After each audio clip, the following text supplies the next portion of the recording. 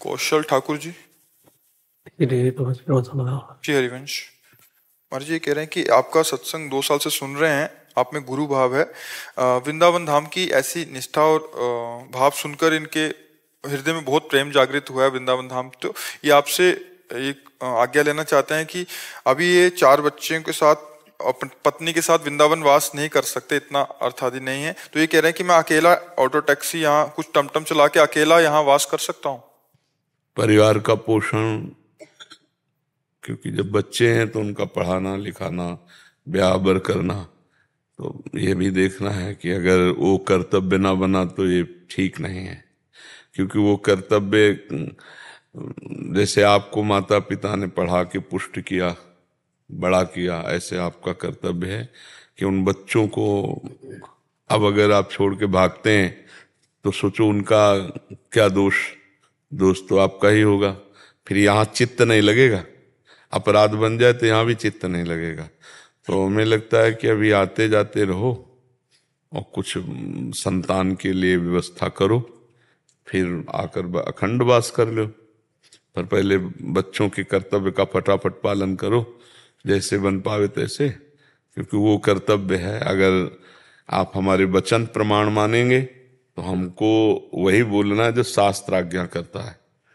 हमने ऐसे नहीं कह सकते आओ आओ वृंदावन वास करो, बहुत बढ़िया बात है। नहीं, बहुत बढ़िया बात है, लेकिन उससे जोर की बात यह है कि आपका पहले कर्तव्य है। आपके बच्चे हैं, आप उनको छोड़ करके वृंदावन वास करें, ऐसे हम कभी अनुमति नहीं देंगे। उनका व्यवस्था करके, और वो घर परिवार में सब स्वीकृति हो गई कि अब आप जा सकते हो, संन्यास ले ले, कोई परेशानी नहीं। अनुमति लेकर के ही, अनुमति ना हो तो फिर अपने कर्तव्य का जो त्याग करके फिर वो सफल नहीं होता है। सफल वही होता है जो अपने कर्तव्य का पालन करते हैं। अब जैसे हम लोग बचपन से भागे, हमारा कोई कर्तव्य नहीं, एक ही कर्तव्य था, भगवत प्राप्ति। क्योंकि और भाई हैं, परिवार है, सब है, हम बीच से खसक लिए। भगवान ने तो बचपन से भागे। अब हमारा ना लड़का ना बच्चा, ना कोई कर्तव्य, ना कोई, रात दिन एक ही कर्तव्य, भजन, भगवान के मार्ग में बस चलना। अब आपने गृहस्थी स्वीकार की, बच्चे पैदा किए, तो अब उनके कर्तव्य का पालन करना होगा। बीच में छोड़ के जानने से आप भजन में अच्छे भजनानंदी नहीं हो सकते, आपको भगवत प्राप्ति में बाधा हो जाएगी। एक ऋषि थे, कश्यप नाम के ऋषि, महाभारत में प्रसंग में आता है। तो उनके बूढ़े माता पिता थे, आंखों से दिखता नहीं था, तो छोड़ दिए उनको और तपस्या के लिए गए। वो अकेले लड़के थे, बूढ़े माता पिता दिखता था नहीं, माता पिता को छोड़ दिया और तपस्या करने गए। तो एक दिन एक वृक्ष के नीचे बैठे थे, धूप के कारण छाया लेने के लिए। तो ऊपर से एक बगुली होती, वो बैठ कर बीट कर दिया। तो उनको बहुत गुस्सा आया, ऐसे देखा तो बगुली जल के राख हो गई। उनको लगा कि हमारी तपस्या सिद्ध हो गई, हम बहुत।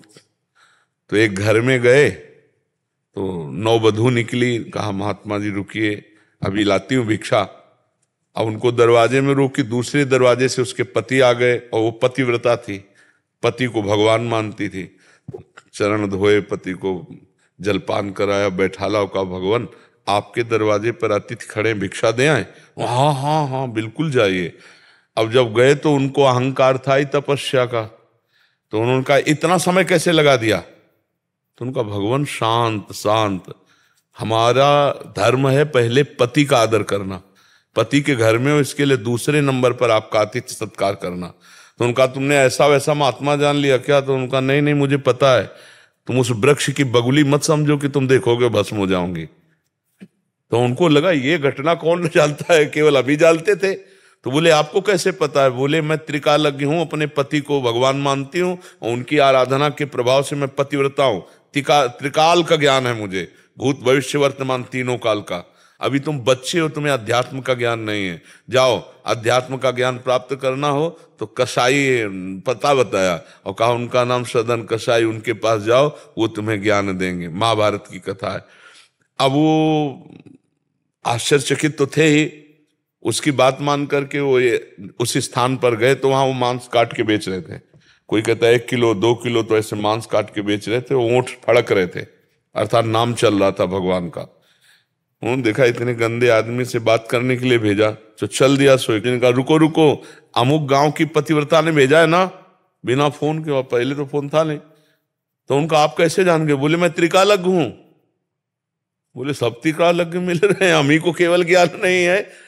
बोले आपको तीनों काल का ज्ञान कैसे हुआ? बोले रुको, हम मांस सब जितना बेच लेते फिर आप चलते। तो मांस बेचा और गए। घर में बूढ़े माता पिता सिंहासन पर बैठे थे, उनको जाके साष्टांग प्रणाम किया और कहा मेरे कुल का धर्म है, इसलिए मैं मांस बेचता हूं, खाता नहीं हूं। रात दिन अपने माता पिता को भगवान मानकर उनकी सेवा करता हूं और नाम जप करता हूं। इसके प्रभाव से मुझे ज्ञान है। जैसे वो अपने पति को भगवान मानकर बचती है और नाम जप करती है, तो उसके प्रभाव से उसे त्रिकाल। मैं देख रहा हूं तुम्हें कभी भी ये ज्ञान प्राप्त नहीं हो सकता।